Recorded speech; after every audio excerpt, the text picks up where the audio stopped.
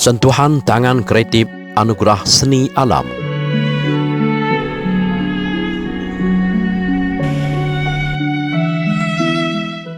Industri seni ukir sarung dan hulu parang semakin menyerlah di Malaysia.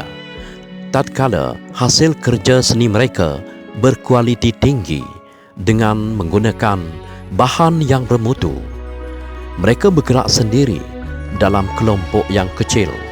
Namun, mereka juga berinisiatif sendiri menubuhkan tali hayat atau grup sesama mereka untuk berkomunikasi, bertukar fikiran sesama mereka. Kemantapan kreativiti seni mereka jarang didendang. Namun, kemahiran mereka sering dihidu oleh penggemar atau pengumpul parang, pisau, pedang, keris dan kapak yang dihasilkan oleh mereka. Kerana mutu kreativiti yang dihasilkan oleh mereka sangat halus dan cantik, sehingga menarik minat penggemar.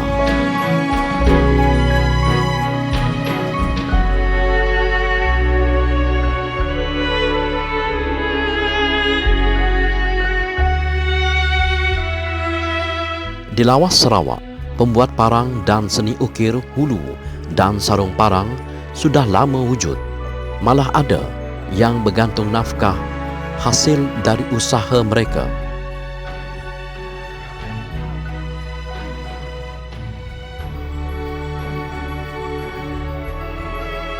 Ada beberapa orang pembuat parang dan sarung parang di Lawas sudah menjual parangnya hingga ratusan bilah. Jika ada keramaian, mereka mengambil peluang mempamerkan hasil kerja kreativiti mereka. Ada juga yang sudah memberanikan diri menyertai Expo Kerap Tangan di Kuala Lumpur. Pernah juga jual di Kuala Lumpur, Kuching, masa regata tahun 2000, KL 2020. Bawa parang? Ya.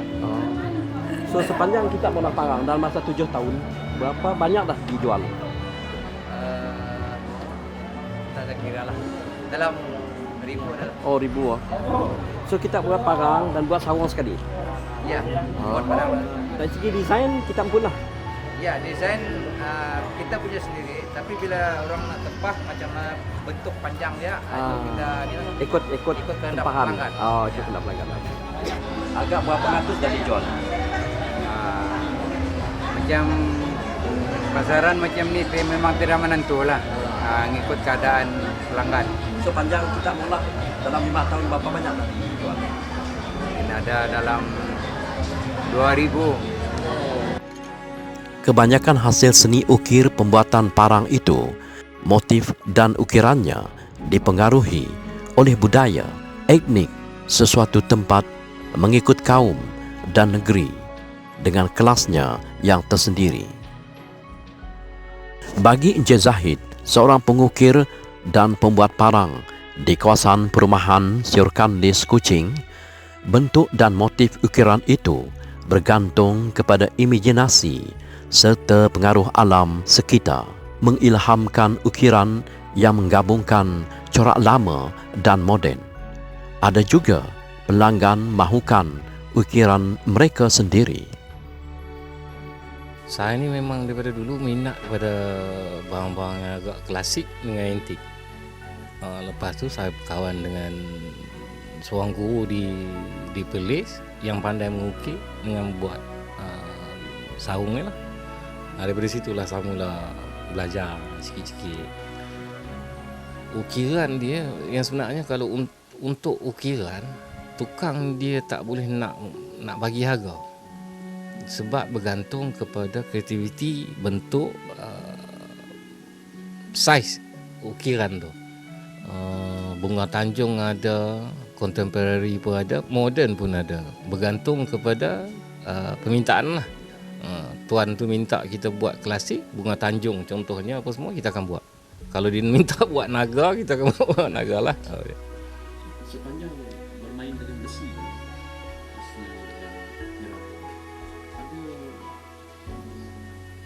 mengalami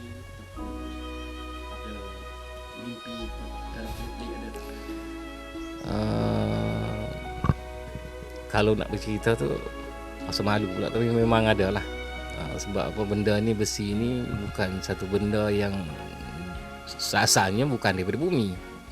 Kan dia daripada langit. Dalam Quran pernah cerita kan, dalam 2-3 kali yang dalam mimpi ke ataupun kita dapat rasa ke, untuk kita ambil barang tu di mana-mana tempat.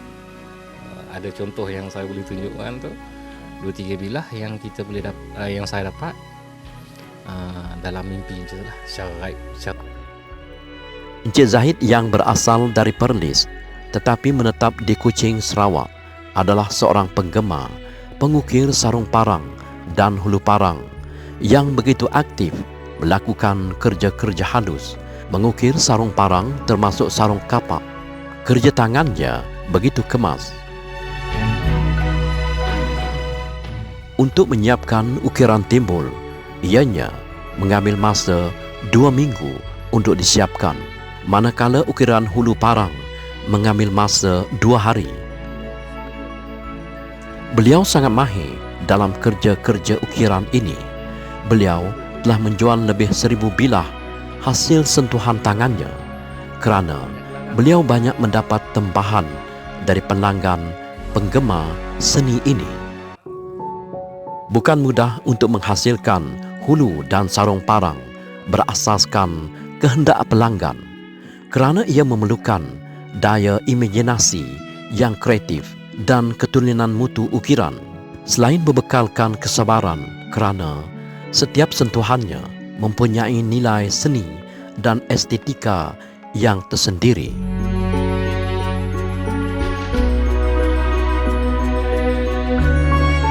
Kesesuaian teknik kekemasan memberi identiti dan jiwa kepada produk hasil sentuhan tangan kreatifnya. Encik Zahid berkata, untuk membuat hulu dan sarung parang, ia menggunakan kayu yang sesuai dan tahan.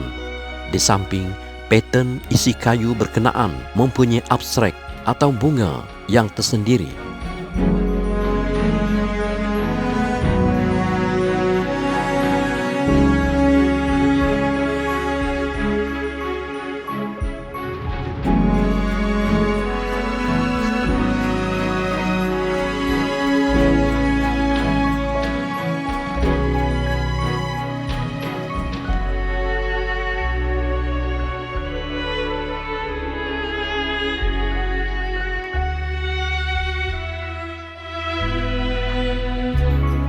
Encik Zahid dan Encik Iskandar sering berkolaborasi dalam sesuatu penyelesaian menghasilkan bilah parang, golok atau badik, kerana Encik Iskandar lebih pakar kepada pembuatan atau menempa parang. Walau bagaimanapun, Encik Iskandar banyak mempelajari daripada Encik Zahid dalam seni menempa besi yang dijadikan parang, golok atau pisau. Ajar cara dia ajar. Jauh gila kita abang. Yang tak batu 10 nun. Oh, cuba kita agak abang Zahid dia sia. Ya disukan dia saya pakai. Oh, yang jadi. Ada geng ah. Geng. Bila dah dia agak abang Zahid cun. Abang Zahid sanggup berkongsi ilmu bah. Sikit habis tu. Yes, sejak kami doa no. Apa sekarang kami 12 malam bidang kerja. Start COVID. Mana? 20. Dah kami dah kancak dah 2019 dah. Dah kancak. Dah kancak kami dah. Tiba-tiba COVID dah si oleh. Stop. So, parang yang kita pernah berbentuk apa yang kita suka? Parang kami lebih kepada golok. Golok. Kami minat golok. Golok kerana kami sesuai dengan industri kami pun. Kami menternak. Bila menternak tu terlibat dalam kumpulan sembelihan. Kami dilantik tukang sembelih. Dan kami sembelih. Jadi mau tak mau setiap pagi melih pakai barang limbun. Yes. Ya, sambil-sambil kawan nangga berminat jual lah. Beza dengan kita beli bila rata ya, dengan kita pun nempah ya makan masa. kita terpaksa nempah, nuku, molah patternnya, kemudian sepuhnya lagi, meresinya, grind lagi, sehingga terbentuk matanya. Tapi mau kita fokus dari pagi sampai petang ya 2 hari 3 hari siap. 2 hari siap, mun straight 2 hari siap. Tapi sambung lagi dengan sarung. Di sampingnya tidak pola sarung juga. Sarung lagi. Pola sarung lagi. Sarung lagi dalam tempoh seminggu lah. Sarung Sarung dulu. Seminggu lah. Boleh siap seminggu lah dari awal sampai akhir ya. Seminggu. Tapi itu bila masuk desain lama. Yang lama yang oke ya. Oke ya lama. Setakat tu memang grup himpun, satu kumpulan, bantu lah. Bantu bulan. Kadang-kadang sampai ada order siap buat bola. Rekomen kawan tu. Jadi berkembang. Untuk mengolah parang tentu sekali besi memain peranan yang penting. Betul. So macam ni kita main besi. Besi untuk mengolah parang ikut kegunaan. Okey. Untuk membuat parang yang tajam dan tahan serta berkualiti tinggi, mereka sanggup membeli besi jenis Wagner dari Germany. Ada juga parang dibuat daripada besi spring, stainless steel dan besi yang kukuh. Besi mata tisu sebenarnya. Tu motong tisu HSS high tu je tu. Besi pemotong tisu tidak bahasa dia sini. Daripada Itali.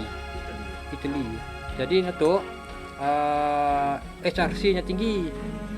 Bila tu dah 10 sepuh lagi. Mau spring sepuh. Tu 10 sepuh lagi. Yang dah keras sudah. Besinya dah keras. Hingga kita menajam saja. Najam bentuk. Tu kita boleh pakai. Beza dengan spring. Spring yang dah kena panas. Yang terpaksa di sepuh segi. Tu besi ketam papan. Daripada Jerman. Germany. Selalu tidak kilang order. Kilang-kilang papan yang order.